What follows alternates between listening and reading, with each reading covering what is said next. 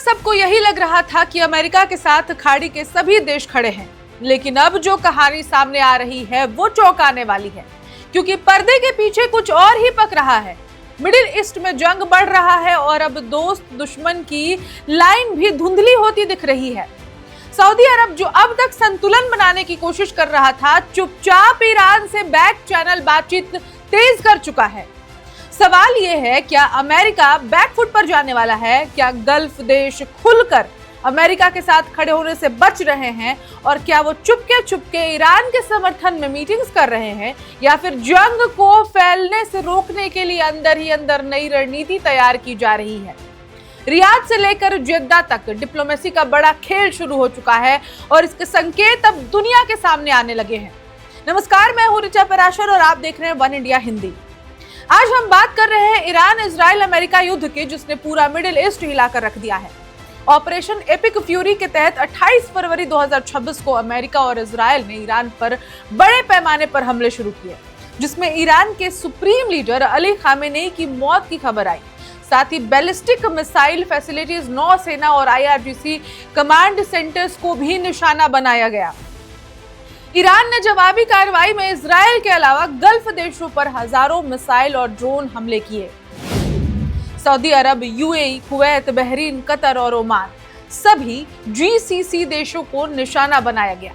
Riyadh में US embassy पर drone attack हुआ, जहां छोटी आग लगी। रास तनूरा ऑयल फैसिलिटी और शैबा ऑयल फील्ड पर हमले से तेल उत्पादन प्रभावित हुआ। ईरान ने इन हमलों को अमेरिका इजराइल की आक्रामकता का जवाब बताया। ईरान बताए भी ऐसा क्यों ना, क्योंकि इन सभी देशों में US का बेस है, जहां से ईरान पर हमला किया जा रहा था। इस बीच सऊदी अरब ने ईरान के साथ बैक चैनल बातचीत शुरू कर दी है। रिपोर्ट्स के मुताबिक सऊदी अधिकारी रोजाना ईरानी राजदूत से संपर्क में है और ये खबर जब बाहर आई है तो पूरी दुनिया में तहलका मचा हुआ है। और ये बैक चैनल बातचीत इसलिए हो रही है ताकि युद्ध और ना फैल सके।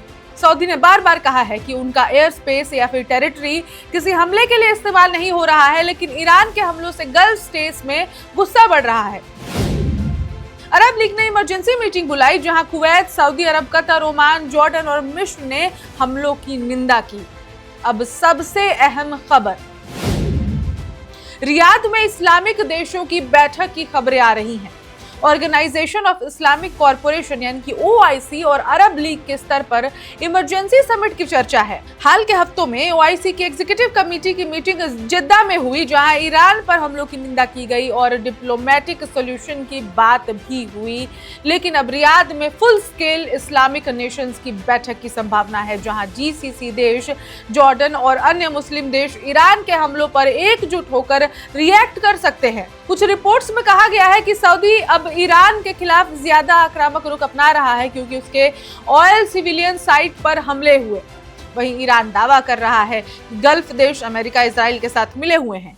UN सिक्योरिटी काउंसिल में भी गल्फ स्टेट्स ने ईरान के खिलाफ रेजोल्यूशन पास करवाया, जिसमें हमलों को रोकने की मांग की गई। ये युद्ध अब सिर्फ ईरान इजराइल तक सीमित नहीं रहा, पूरा रीजन प्रभावित है।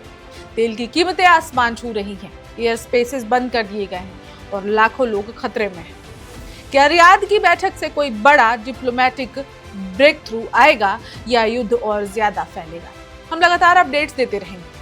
ये खबर आपको कैसी लगी कमेंट करके जरूर बताएं और बाकी खबरों के लिए देखते रहें one India Hindi.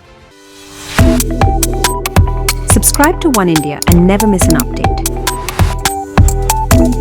Download the One India app now.